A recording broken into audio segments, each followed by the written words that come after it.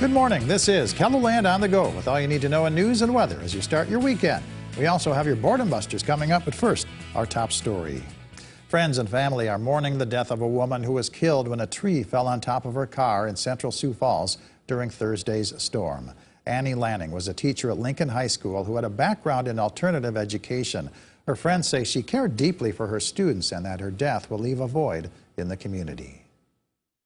So loved by so many, and so today it's a lot of conversations with friends who knew her and who are grieving too, and just sharing a lot of awesome memories because she made us laugh.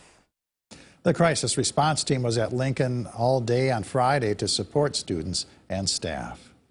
61-year-old Wendy Lape also died as a result of the storm. She and her husband were driving home to Wentworth Thursday night when the winds picked up and a piece of wood came through one of the car windows. She died from her injuries Friday morning. It is going to be a working weekend for people in Castlewood cleaning up from Thursday's tornado damage. The storm left a path of destruction with houses torn apart and trees on the ground. The mayor says they've received a lot of support from neighboring communities. It's truly unbelievable the way people come to help your little town, that small town spirit of people want to help out, whether it's from food to water for the workers out here to even clothing needs of people who have lost their homes. The EF2 tornado also damaged the school. A decision is expected to be made later today about what to do for the remainder of the school year. This is how the town of Brookings looked Friday following Thursday's heavy weather with trees on their sides. We caught up with Paul Setness, who lives in town and has been working to clear debris. He says he's one of the lucky ones. We feel very fortunate. The guy across the street over there has got 5 trees down in his backyard. So, yeah, we're in good shape. Only losing parts of 2 and the big one.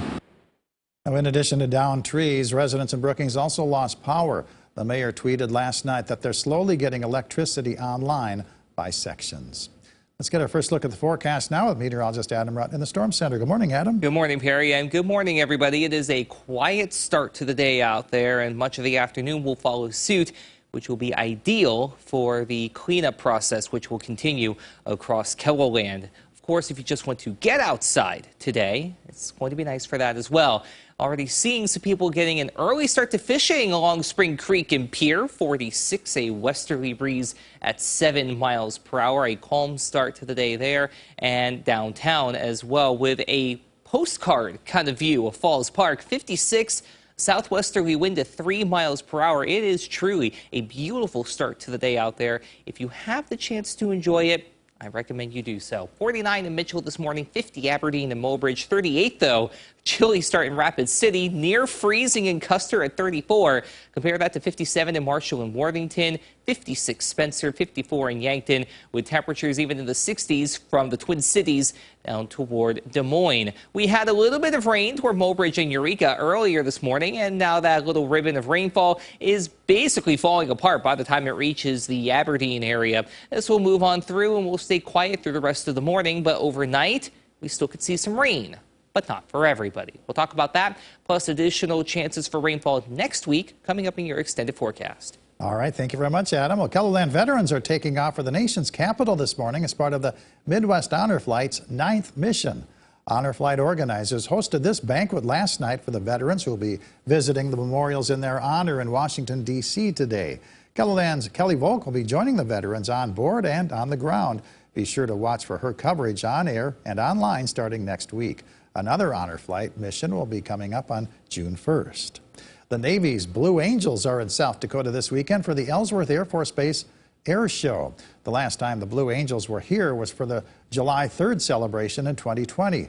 Their F-18 Super Hornet is able to go twice the speed of sound. However, the planes will be going under supersonic speed for the air show because it would just be too loud for the people down below.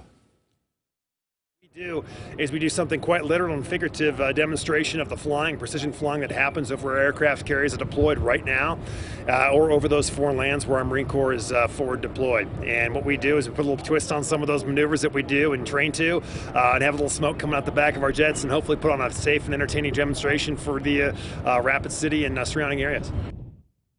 Gates open at Ellsworth Air Force Base at 9 a.m. Mountain Time. Admission is free. The opening ceremony is at 11:30, followed by a parachute team demonstration. There will be flyovers involving B-25s, B-52s, and B-1s. The Marines Blue Angels team performs at 3:05 p.m., followed by the Navy Blue Angels at 3:15. The gates close at 6 p.m. The Spring Parade of Homes features nearly 40 newly built homes on display this weekend. The home show takes place today from 1 to 5 p.m. as well as on Sunday. The homes are located in Sioux Falls, Brandon, Harrisburg, Tea, Baltic, Hartford, and Lake Madison. It costs $5 to tour the two free feature homes. All of the other homes are free to see. The Davis Flea Market opens for the season today. Vendors are selling items throughout town from 8 a.m. to 3 p.m. Lunch will be served at the American Legion Hall. The flea market takes place every second Saturday of the month through October. The Sioux Falls Storm indoor football team takes on the Frisco Fighters. Kickoff is at 7:05 at the Denny Sanford Premier Center. Adam? Well, like I said, if you have any outdoor plans today, enjoy this day if you have the opportunity to do so.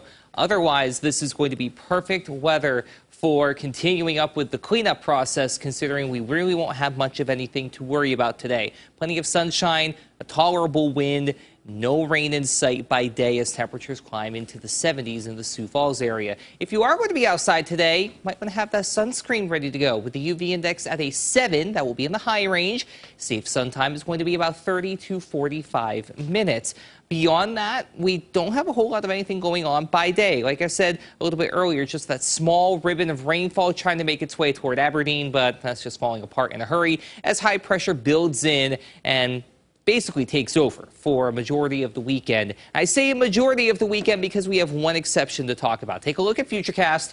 Especially near and south of I-90. We'll have that chance for rain, maybe a thunderstorm or two, which will linger into Sunday morning towards southeastern KELOLAND before we get ready for a very nice afternoon on Sunday and a great day on Monday as well. Then things start to unravel again by Tuesday into Wednesday, with another chance for some showers, maybe a thunderstorm or two along the way. But it's beneficial rainfall all the same that we continue to need, especially down to the south and east where we have the bullseye in place through Tuesday evening. Now, of course, are these numbers subject to change?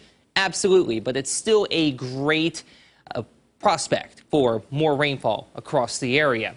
Now, temperature-wise, things do change a little bit. Not at first. We'll be seasonable as we head toward the middle of the week and even into the later part of next week. But watch what happens as we head toward next weekend, especially out toward the Pacific Northwest, with below average temperatures making their way into KELOLAND as we head toward next Friday, next Saturday, and into next Sunday as well. Now, keep in mind, average by this point is going to be in the low to even mid-70s. We're going to be talking about highs by that point, potentially struggling to get out of the 60s. Speaking of 60s, we get that today. The further north you go, south will be in the low to mid-70s with that chance for some showers and maybe a thunderstorm or two, again, near and south of the I-90 corridor. Lows tonight will be mainly in the 40s. Sunday morning, we could see a little more rain in Sioux Falls, and we have a dry afternoon on the way. Monday's looking great, sunny with a high of 75. Then we get ready for those spotty shower and thunderstorm chances Tuesday through Friday. No washouts across the board,